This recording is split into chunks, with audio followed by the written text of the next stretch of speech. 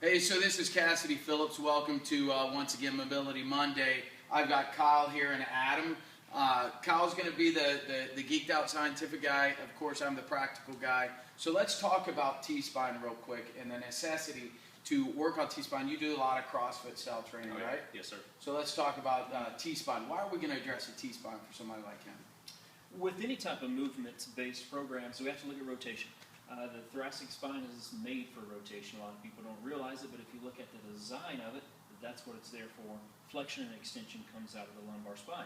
Anytime there's explosive movements, we have to remember that comes out of this plane of motion. If we're locked up here, then we're going to get too much out of here, and that's where we get those problems in the L4 and L5.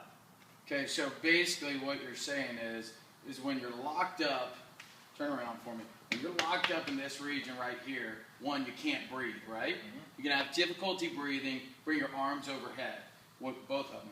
When you come overhead, you're going to restrict the arm mobility here, or the movement here, because of the T-spine region, right? Mm-hmm. Okay, now drop your arms and flip around. So the byproduct of that is major minor gets tight, the shoulders rotate forward, and then you close off the body's ability to maintain a regular breathing pattern, right? Mm-hmm. Everything gets affected. Okay, perfect. So what we want to do first is, let's just go ahead and go overhead. Let's see the range of motion that you have. Okay? 1 and 2. Now spin around. Go back. Now let's look at there. 1 and 2. Now we're going to spin back around. Just go into an overhead squat. Whew. And back up. Let's get one more. Okay, and back down. So let's get into our programming here real quick. So we're going to lay you sideways here. You're going to come right down here. So go down onto the ground. So we're in position right there. How's that feel? Feels good. Okay, good. So we're going to go through our regular programming here, okay? So go ahead and arms overhead. So we're going to bring pelvis off the ground. So deep breath, release, externally rotate the arms, and cross over the body. And we're going to pivot 1 and pivot 2. Now drop the hips. Come up with your arms. Okay, deep breath, release, come up with the pelvis, outreach the arms, cross over the body, pivot 1, and pivot 2. We'll get one more. Go ahead and drop, up, deep breath, externally rotate, cross over, 1 and 2. All right, stand up for me real quick. Okay, so now let's just see range of motion, what we got. Go ahead and go overhead again. So feel like you got better range of motion there. Very limited, very small amount of work here, but we get a great rate of return. So go back overhead again. Feel that range of motion. Go back. Now flip around. Let's see it from the back side.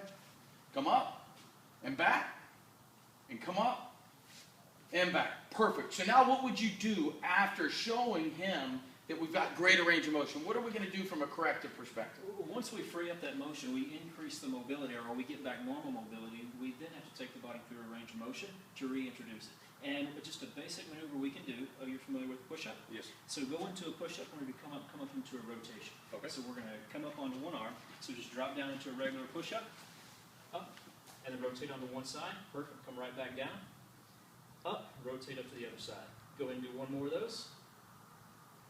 Up, one more to the other side, be sure that we're not lopsided, and you can go ahead and hop up there. So real quick, basic movements, reintegrate that pattern, and now we can take him to an Olympic lift or whatever else he needs to do, and we should have better mobility overall. But the basis of why did you take him through that, what I would say is, many would say movement prep. The movement prep was using the product, right? Absolutely. Going in and manipulating the T-spine region. Mm-hmm. Why did you go through that corrective exercise afterwards? Whenever we look at a dynamic warm-up, the first thing is tissue mobility first. Reintroduce that mobility, and then reintegrate the pattern. So nervous system. The nervous system has to know what it's working with. Basic rotational patterns such as that, using the upper extremities, we saw the increased range of motion, and now all of a sudden the nervous system knows what it's working with, and we can take it a step further, something more demanding.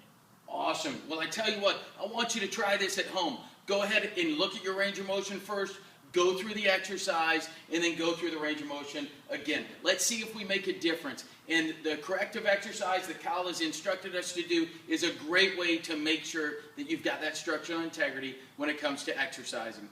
This is Cassidy Phillips and Kyle. We thank you for being a part of our program. We'll see you next week on Mobility Monday.